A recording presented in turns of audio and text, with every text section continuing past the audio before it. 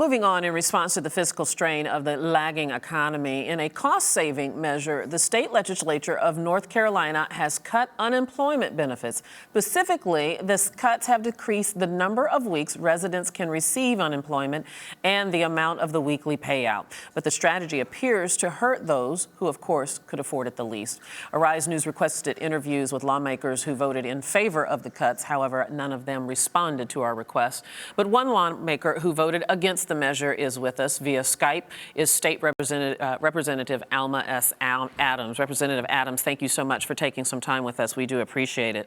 My first question to you, I guess, is really very basic. You know, in light of the fact that North Carolina has the 5th highest jobless rate, 9.2%, how could this happen in your state? Well, our Republican lawmakers who have the leadership right now felt it was more important to pay back a debt to the federal government than to help citizens who had been on long-term unemployment, who now, as of July 1, will not be able to access those benefits. So it was a matter of priorities, and obviously the people were just not the priority for this state.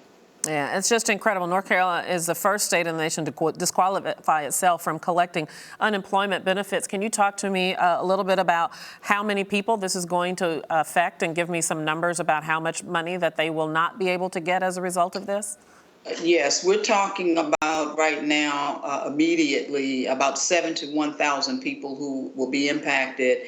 And as we move further along toward the end of the year, according to the Labor Department, there'll be another 100,000 residents who will be impacted by what we did. Talk to me a little bit about the political atmosphere in North Carolina. You made the point in your very first answer to say that it was the Republican legislators that did this. What's been going on in the state that perhaps precipitated this, paved the way for it? Well, there's a pretty, as far as I'm concerned, a mean spirit here in North Carolina.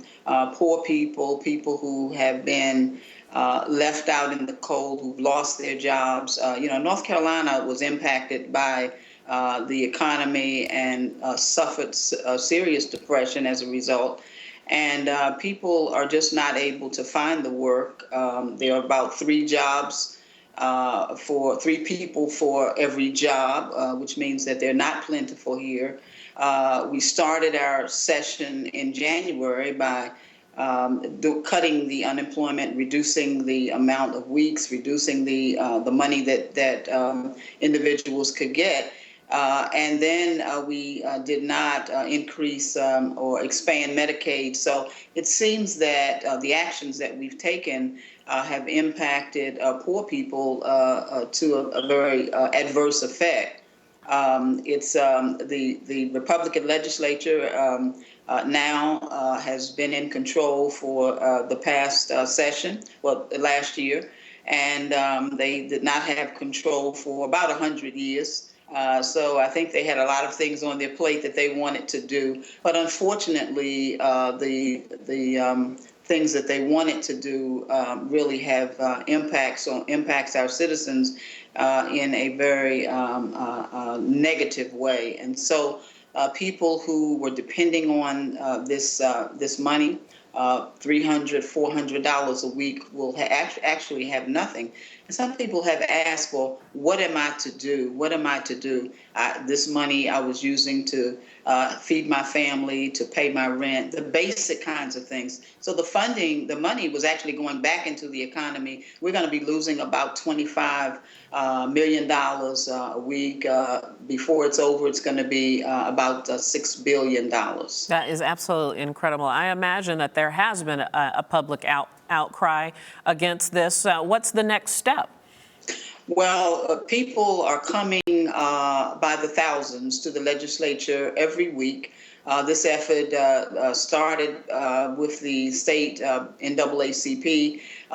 Various coalitions have joined. People have decided that if their government does not listen to them, then they will go to the government. So every Monday, we have what we call here Moral Mondays, and it'll be taking place this afternoon as well, when citizens from all over will come to the legislature to voice their opinions, to protest the immoral actions that are taking place here in North Carolina. And I just believe that the publicity that we're getting nationwide is not positive for North Carolina. It's not going to attract the businesses and the kinds of things that the leadership have said they wanted to happen here in North Carolina. I just believe it's going to reverse itself. And of course, it's not to be lost that next year is an election year. I wonder if that affects these representatives. I believe it will. Okay, State Representative Alma S. Adams, thank you so much for your time. And thank you very much. And you are watching Arise America.